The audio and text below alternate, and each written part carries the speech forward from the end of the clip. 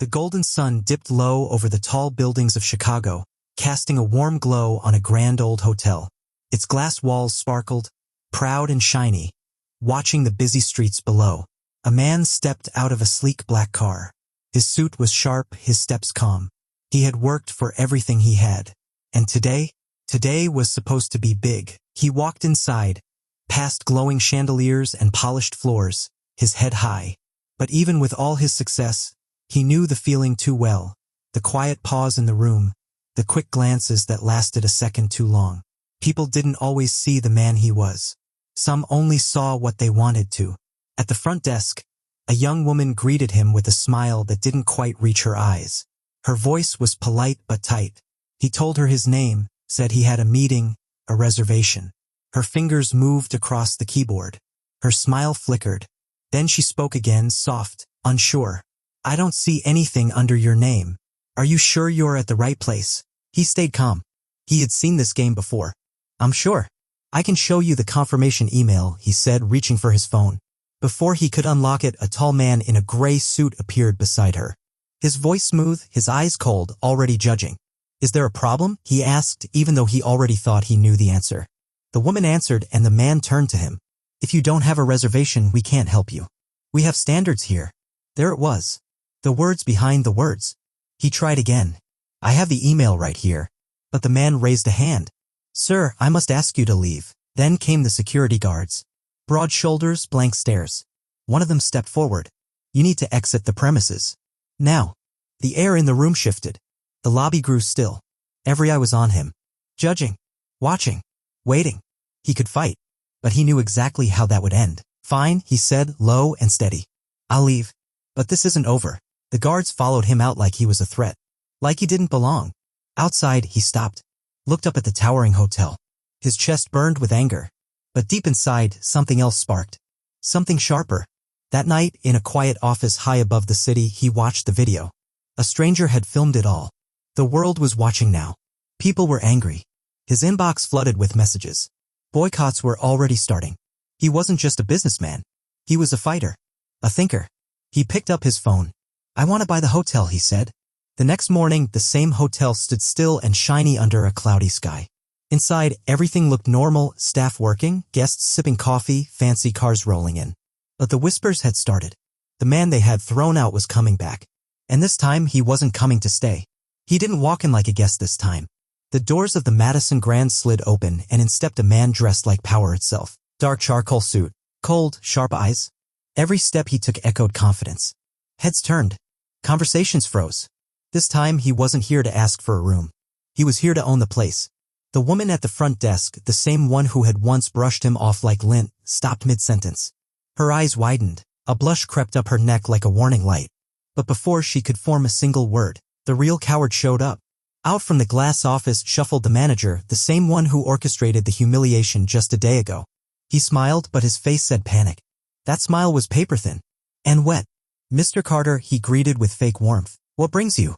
A folder hit the desk with a quiet thump. Thick. Official. Deadly. The man said nothing at first. Just pointed. The bold words on the front spoke louder than anything else. "Ownership Transfer Agreement, Madison Grand Hotel." Then, calm and cold as stone, he finally spoke. "As of midnight, I'm the majority shareholder. This hotel belongs to me now." Silence. The manager swallowed hard. Color drained from his face. His mouth opened, then shut. No excuses left. Just fear. The man didn't wait. "Gather the staff," he ordered. Conference hall. Now. The air in the conference room was heavy, like something big was about to fall. Front desk clerks, kitchen staff, security guards, even middle management all packed into the room. No one laughed. No one smiled. Just whispers. And nerves. He stepped onto the small stage like it was a battlefield. "Good morning," he said, voice steady, eyes sharp. "I'm Noah Carter. As of last night, I own this hotel." A wave of disbelief rippled through the room. Some gasped. Some looked like they'd seen a ghost. But he wasn't done. "What happened to me yesterday?" he asked, pausing. It wasn't just an accident. It wasn't confusion. It was culture, rotten and proud. And that ends today. He didn't shout. He didn't need to. His gaze swept over them. It landed on the manager, arms crossed tight at the back. Waiting. Hoping this would all blow over. Then came the hit. "Christopher Blake," he said. "You're done. You're no longer the manager of this hotel. The man stiffened like a board. His mouth opened to speak, but the new owner raised one hand. Calm. Final. This isn't a discussion. You'll be escorted out. Severance will be handled by HR. Use the free time to reflect. 2 guards stepped forward, the same ones who'd tossed him out the day before. Oh, the irony. They didn't say a word. Just flanked the former manager like shadows. His face turned red, then pale, then blank. And then he walked. Every eye followed him out. Noah faced the crowd again. For the rest of you, this is a second chance. I won't punish people for the past. But I won't tolerate arrogance or disrespect either. His tone was iron wrapped in velvet. Every employee here will take diversity and sensitivity training. That's not a suggestion. The room stayed silent. Some looked away. Some held their breath. A few, just a few, looked relieved. If you can't accept this, he said, leave. No drama. No anger. But if you stay, you help me rebuild. From the ground up. Then he stepped off the stage. No applause. No music. Just the weight of change in the air. Some staff slipped away, tight-lipped and cold. Others lingered, whispering quietly. Unsure, but curious. A few, hopeful. And so it began. The transformation hit fast. Training became weekly. Departments were shaken up. People who had been invisible for years were suddenly leading. Old power fell. New voices rose. And the Madison Grand started to become something no one expected: fair, bold, alive. Jasmine had been there for years. Quiet, constant, invisible to the people in charge. But not to him. While others ignored her, he noticed. Turner, the housekeeping supervisor, had served the hotel for over a decade. Not a single complaint. Not a single promotion either. He called her into his office. You've earned this, he said simply. With that, she became the assistant hotel manager. Her lips trembled, but she nodded. Thank you, Mr. Carter. I won't let you down. But change never comes easy. And not everyone cheered for it. A few former managers, now stripped of their power, couldn't accept the new rules. They whispered in hallways. Spread rumors. Sabotaged little things. They thought he didn't know. They were wrong. One day he walked into the break room unannounced. Voices stopped mid-sentence. One of them had just sneered, "This place is turning into some kind of experiment." He looked around calmly. No anger. Just resolve. If you can't adapt, he said, you're free to leave. But let me be clear, this hotel will succeed. With or without you. No one replied. They just walked out, eyes lowered. Their little rebellion quietly crushed. By the end of the second month, something had shifted. The building itself seemed different. Softer. Warmer. Guests felt it. Employees felt it. The cold shell of luxury had been replaced with something real. He walked the halls daily. No clipboard. No suit of power. Just presence. Eyes that saw. Ears that listened. The staff began to believe again, not just in the hotel, but in themselves. Some couldn't handle the change. They left, but those who stayed? They began to rise. At a charity gala one evening, she walked up to him. Jasmine. Her face bright. Her voice proud. The staff asked me to thank you, she said. For believing in us. He nodded, the moment heavy. But he knew this was just the beginning. There were still minds to change. Walls to tear down. Still, the Madison Grand had found a new heartbeat. 3 months had passed since he took over. The transformation wasn't just in numbers, it was in the air. Staff no longer moved like ghosts. They laughed. They talked. They cared. He stood in his top-floor office, staring at the city bathed in golden light. The reports showed profits, sure. But that wasn't what mattered most. He wanted people to feel the change. So he made sure it lived in every hallway. Every corner. Every meeting. The training programs weren't just about rules. They were about people. Every employee from janitor to senior manager now sat in sessions on leadership, respect, and real-world empathy. Meetings weren't boring number drills anymore. They were alive. Open. Honest. Jasmine, now in full command of her role, led many of these workshops. Her voice warm but firm. She had grown into her power, and those who once doubted her now followed her. This hotel isn't just walls and windows, she told a full room of staff. It reflects who we are. The way we treat guests and each other, that's what matters. Applause followed. But he wasn't clapping. He was watching someone else. In the back stood a man he remembered well, the old head of housekeeping. Once proud. Now on the maintenance team. His arms folded. His face unreadable. After the session, he walked over. Brian. Got a minute. They stepped into a quiet corner. The air shifted. You've been here longer than most, he began. You know this place better than anyone. I see what's in your eyes, the resentment. Talk to me. Brian sighed, shoulders heavy. It all changed so fast. One day I was in charge. Next day, I'm scrubbing floors.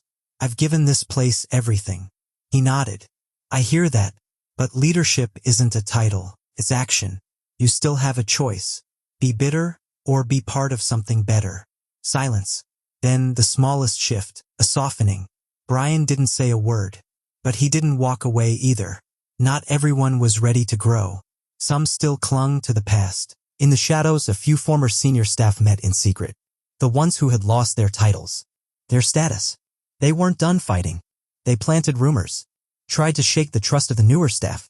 Attempted to disrupt events, ruin plans, and question everything he stood for. But the foundation had changed. This wasn't just about saving a hotel anymore. This was a fight to save what it could become. One night, the Madison Grand was buzzing with wealth and glamour. The grand ballroom glowed as powerful people smiled over champagne. But then bang! A fire alarm screamed through the halls. Panic hit like lightning. Guests spilled into the streets, heels clicking, suits crumpled. Chaos. It wasn't a real fire. Security confirmed it was triggered on purpose. Someone had tried to sabotage the event. Noah didn't yell. He didn't break, but inside he was boiling. Cameras caught the man behind it. A bitter ex-supervisor named Lucas, demoted months ago for refusing diversity training. Noah had given him a second chance. Lucas threw it away. By morning, Noah gathered the entire staff. I know last night was hard, he said, voice cold and calm. But sabotage and fear won't stop us. This hotel is moving forward with or without those who fight change. Lucas was fired on the spot. No long talk. No sympathy. Security walked him out. That moment hit the staff hard. They finally understood Noah wasn't playing politics. He was serious. This was about something bigger than money or image. It was about building something real. Weeks passed, and the Madison Grand started to breathe differently. Guests felt it. Warmer greetings. Real smiles. Even the air felt lighter, like the building had a heart now. Then came a rainy Tuesday. A black family stepped through the doors, wet and exhausted. The young man at the front desk, Elliot, met them with a smile, offered towels, and checked them in fast. No attitude. No cold stares. Just kindness. Noah watched it all from the other side of the lobby. Quiet. Still. He remembered his first day here, how cold it was, how fake the smiles were. Now, that memory felt like a ghost. Later that night, the family found Noah in the dining hall. Mr. Carter, the father said, shaking his hand, we've stayed in fancy places before, but this feels like home. Noah smiled. That's the goal, sir. Everyone deserves that, but peace never lasts forever. Months later, the hotel faced its biggest test. High-level investors were coming. Their visit would decide everything, the money, the expansion, the future. Noah handled every detail himself. He didn't just want perfection, he needed it. The team moved like a machine. Jasmine ran logistics like a general. Brian, now back as head of maintenance, made sure nothing broke, nothing slipped. Even the youngest hires pulled their weight. Then the doors opened. The investors walked in. Sharp eyes, tighter smiles. They saw everything. How the front desk staff greeted people like family. How the hallways gleamed without trying too hard. They didn't see luxury, they saw life. After the tour, one of the investors, a woman with power in her walk and steel in her voice, approached Noah. This place, she said, smiling, it's not just a hotel. It's a message. We're in. And just like that, the future snapped into place. One bright spring morning, Noah stood on the balcony of his office. Below him, laughter floated through the courtyard. Guests drank coffee under the sun. Staff moved with purpose and pride. No fake smiles. No fear. Jasmine walked up beside him, her face calm but proud. We did it, Mr. Carter. Noah looked at her. Voice steady. No. We're doing it. This is just the start. Down below, Brian passed with his maintenance crew, giving Noah a small, respectful nod. Staff helped guests with warmth in their eyes, not fear. Not shame. The Madison Grand wasn't just a luxury hotel anymore.